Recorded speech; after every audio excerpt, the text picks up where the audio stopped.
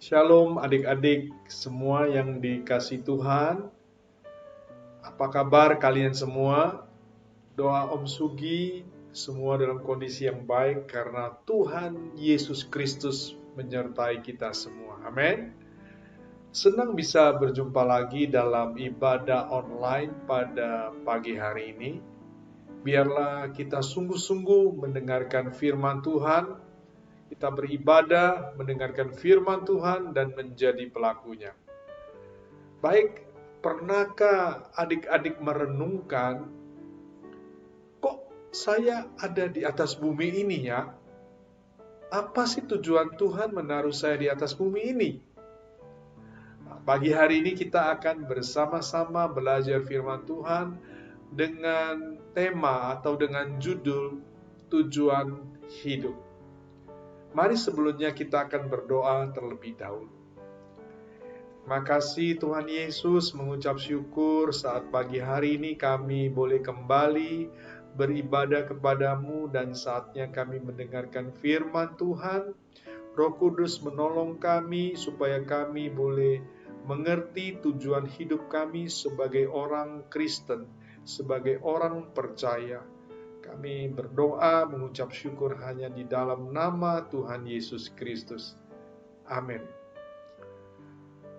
Adik-adik, Thomas Carlyle menuliskan bahwa manusia tanpa sebuah tujuan itu seperti sebuah kapal yang tidak ada kemudinya. Ia seperti anak telantar, bukan apa-apa, bukan siapa-siapa. Sebuah kapal tanpa kemudi menggambarkan manusia yang hidup tanpa sebuah tujuan, yang bergerak tanpa arah, tanpa arti, tanpa makna, ikut arus, dan tidak jelas kemana tujuannya. Adik-adik, manusia hidup tanpa tujuan itu seperti sering dipandang sebagai zombie ya. Kita mungkin pernah tahu zombie itu manusia tanpa roh, mereka hidup tetapi tanpa roh. Yang bergerak tidak tentu arahnya, bergerak hanya untuk mendapatkan apa yang diinginkannya dan hanya untuk kepentingan mereka sendiri. Jadi saat ini banyak sekali manusia hidup dan bergerak tanpa tujuan yang jelas dan yang bernilai. Cenderung hanya untuk keuntungan diri sendiri, entah itu berupa materi, ya material, baik itu juga untuk kesenangan diri mereka sendiri, atau juga untuk kehormatan diri mereka sendiri. Zaman sekarang ini banyak di antara manusia, hidupnya itu digerakkan oleh hal-hal yang bersifat materi. Mereka lebih memilih banyak harta, dan ketika mereka memiliki banyak harta, maka mereka merasa lebih aman, lebih hebat, lebih bahagia, perlu apa-apa bisa beli dengan uang. Itu adalah filsafat hidup mereka. Orang-orang yang hidup tanpa tujuan. Selain digerakkan oleh yang disebut materialisme, ada juga yang digerakkan oleh rutinisme. Apa itu? Apa yang sudah ada itu terus saja dijalani, ya. Contohnya bangun pagi, kemudian ke sekolah, ada yang bekerja, nanti makan siang, pulang makan malam, terus mainan HP, nonton TV, tidur. Besok melakukan hal yang sama lagi. Ada juga digerakkan oleh luka-luka masa lalu. Luka karena benci kepada seseorang, kemarahan, dan juga ada kebutuhan akan pengakuan diri. Semua ini sesungguhnya adalah gerakan yang tidak memiliki tujuan yang baik dan bernilai. Adik-adik, kita bisa lihat dari kisah hidup seorang rasul yang bernama Paulus, Rasul Paulus. Ia pernah mengalami hal seperti ini. Sebelum Rasul Paulus menjadi pengikut Kristus, ia adalah orang yang digerakkan oleh kebutuhan akan pengakuan diri. Memang ia seorang murid yang hebat, yang teguh, Dia berpendidikan, dia seorang murid yang serius dan murid yang lebih maju daripada teman-temannya. Ya, kita coba baca di dalam Galatia 1 ayat yang ke-14. Dan di dalam agama Yahudi, aku jauh lebih maju. Perhatikan, lebih maju dari banyak teman yang sebaya dengan aku di antara bangsaku, sebagai orang yang sangat rajin memelihara adat istiadat nenek moyangku. Dan lebih kejam lagi, dia adalah seorang Farisi yang menganiayai jemaat Allah dan berusaha membinasakan anak-anak Tuhan dengan cara membunuh mereka. Di dalam Galatia 1 ayat 13, firman Tuhan berkata, sebab kamu telah mendengar tentang hidupku dahulu dalam agama Yahudi, tanpa batas aku menganiayai jemaat Allah dan berusaha membinasakannya. Namun apa yang terjadi di dalam hidup Rasul Paulus? Ketika Rasul Paulus dalam perjalanan ke Damsyik, ia berjumpa dengan Tuhan Yesus Kristus yang telah mati dan bangkit. Nah, perjumpaan itulah yang mengubah hidup Rasul Paulus. Kemudian ia menerima kasih Allah. Kita akan membaca di dalam 1 Timotius 1 ayat 12 hingga ayat yang ke-17. Aku bersyukur kepada Dia yang menguatkan aku, yaitu Kristus Yesus, Tuhan kita. Karena Ia menganggap aku setia dan mempercayakan pelayanan itu kepadaku. Aku yang tadinya seorang penghujat dan seorang penganiaya dan seorang ganas, tetapi aku telah dikasihaninya. Karena semuanya itu telah kulakukan tanpa pengetahuan, yaitu di luar iman. Malah kasih karunia Tuhan kita itu telah dikaruniakan dengan limpahnya kepadaku dengan iman dan kasih dalam Kristus Yesus. Ayat yang ke-15, perkataan ini benar dan patut diterima sepenuhnya. Kristus Yesus datang ke dunia untuk menyelamatkan orang berdosa, dan di antara mereka akulah yang paling berdosa. Tetapi justru karena itu aku dikasihani, agar dalam diriku ini sebagai orang yang paling berdosa, Yesus Kristus menunjukkan seluruh kesabarannya.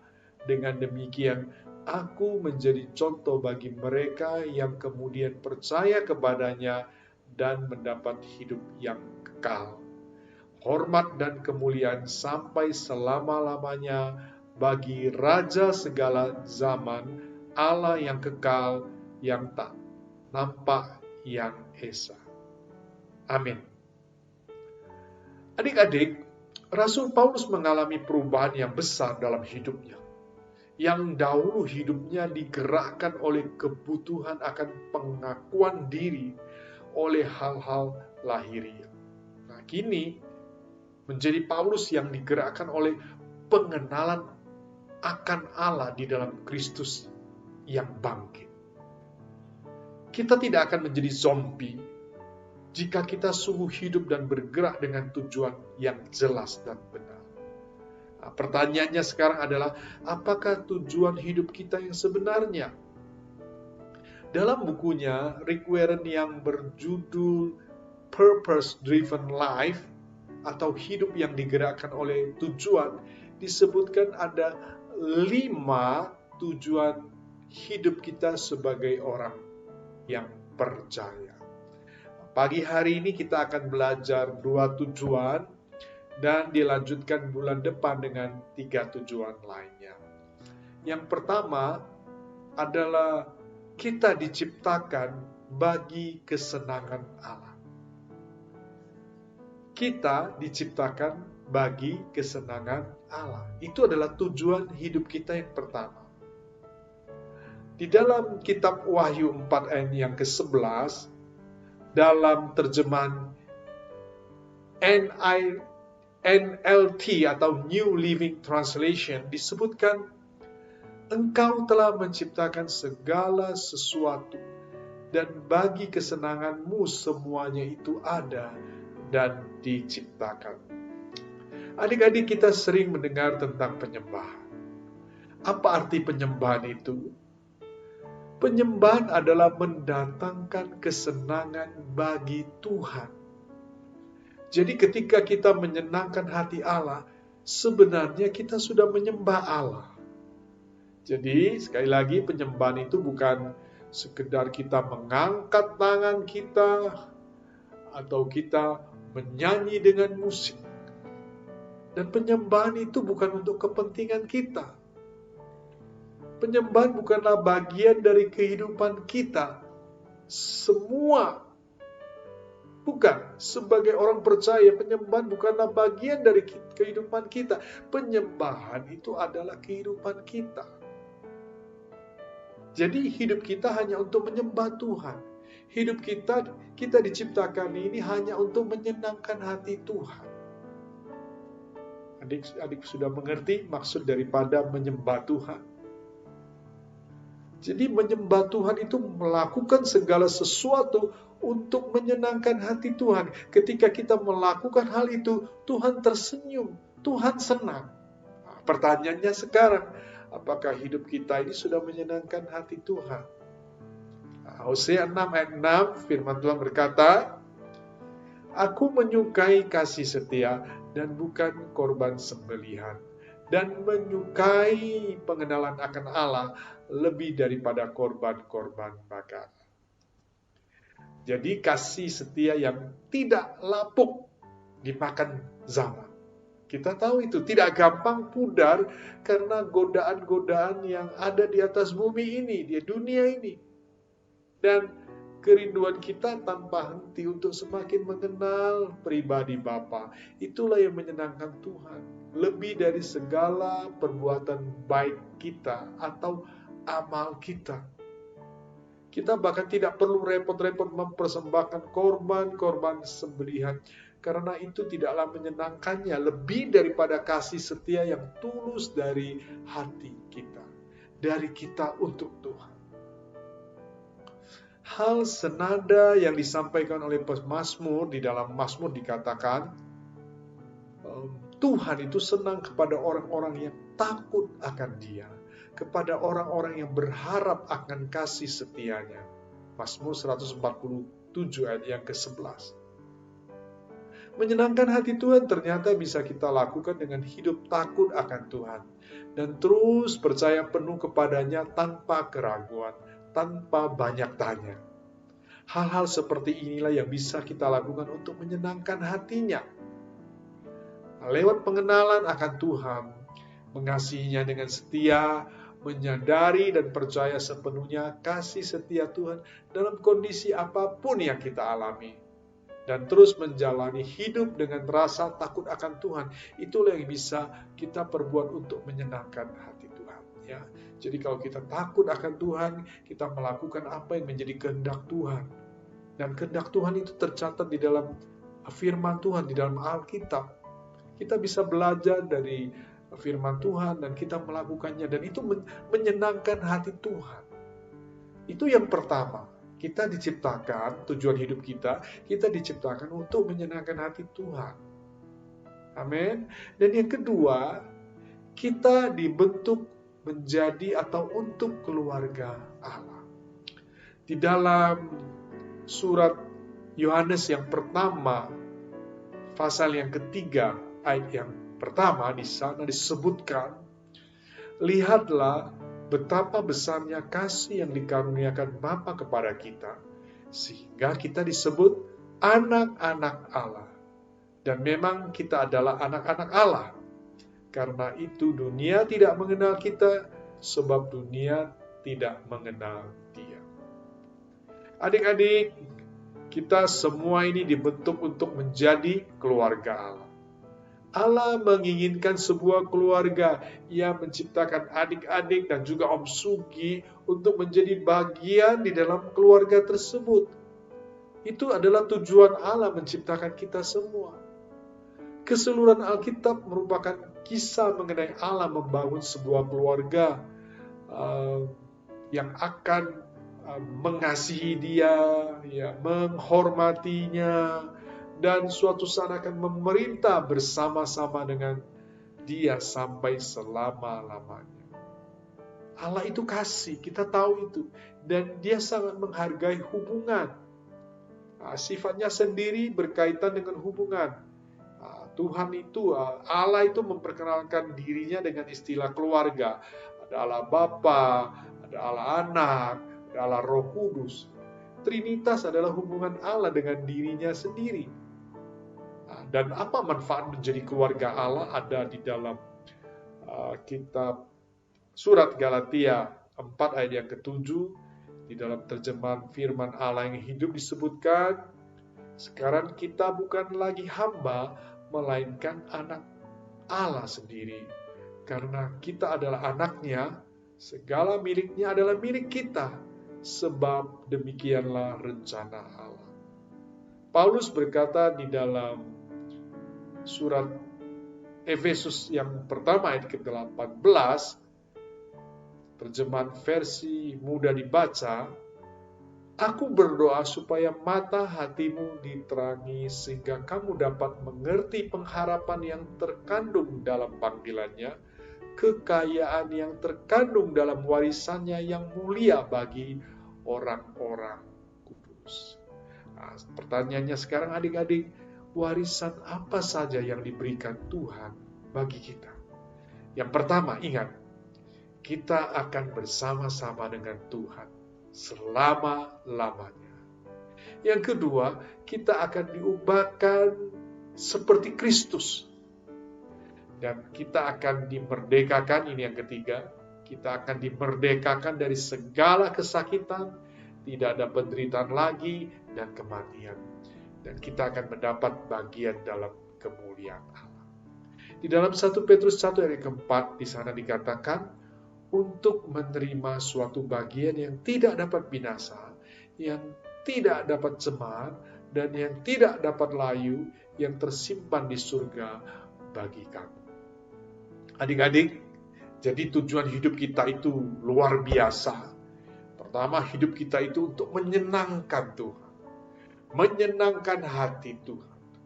Ketika kita sudah menyenangkan hati Tuhan, sebenarnya kita sudah menyembah Tuhan. Bagaimana caranya?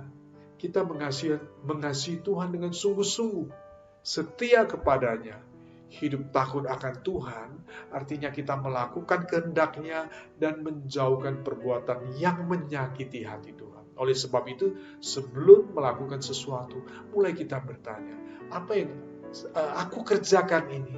Apa yang saya kerjakan ini? Apakah itu menyakiti hati Tuhan? Atau itu menyenangkan hati Tuhan? Selama itu menyakiti hati Tuhan, jangan lakukan itu. Itu bukan kehendak Tuhan. Kalau apa yang kita lakukan itu menyenangkan hati Tuhan, lakukan itu, sebab itu adalah sebuah penyembahan kepada Tuhan. Adik-adik yang terkasih. Dan tujuan kita yang kedua adalah kita direncanakan untuk menjadi keluarga Allah. Allah menginginkan sebuah keluarga yang menciptakan adik-adik dan Om Sugi untuk menjadi bagian di dalam keluarga tersebut. Nah, inilah tujuan Allah menciptakan kita semua supaya kita bisa bersama-sama terus kelak di dalam kerajaannya, kerajaan surga. Baik adik-adik, pagi hari kita sudah belajar 2 poin dan bulan depan kita akan lanjutkan poin yang selanjutnya. Ya, mari kita berdoa. Terima kasih Tuhan, kami sudah mendengarkan firman Tuhan. Tujuan hidup kami yang sudah ditentukan oleh Tuhan yang pertama adalah kami diciptakan, direncanakan untuk menyenangkan hati Tuhan.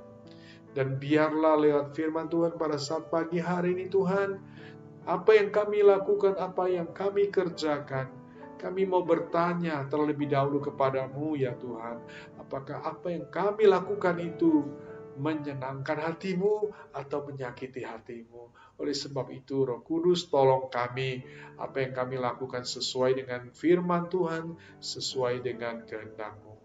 Dan kami tahu tujuan kami yang kedua, kami diciptakan, kami ditaruh di atas di atas bumi ini, supaya kami boleh menjadi keluarga di dalam kerajaan Allah. Kami bersyukur untuk apa yang sudah Tuhan tentukan bagi kami, tujuan Tuhan dalam kehidupan kami. Dan biarlah kami belajar, dan bulan depan kami akan belajar 3 hal lain mengenai tujuan hidup kami. Roh Kudus terus menolong kami. Terima kasih, ini doa kami. Kami naikkan dengan pengucapan syukur di dalam nama Tuhan Yesus Kristus. Yang sudah diberkati Tuhan, mari kita bersama-sama katakan amin. Sampai jumpa bulan depan adik-adik yang dikasih Tuhan.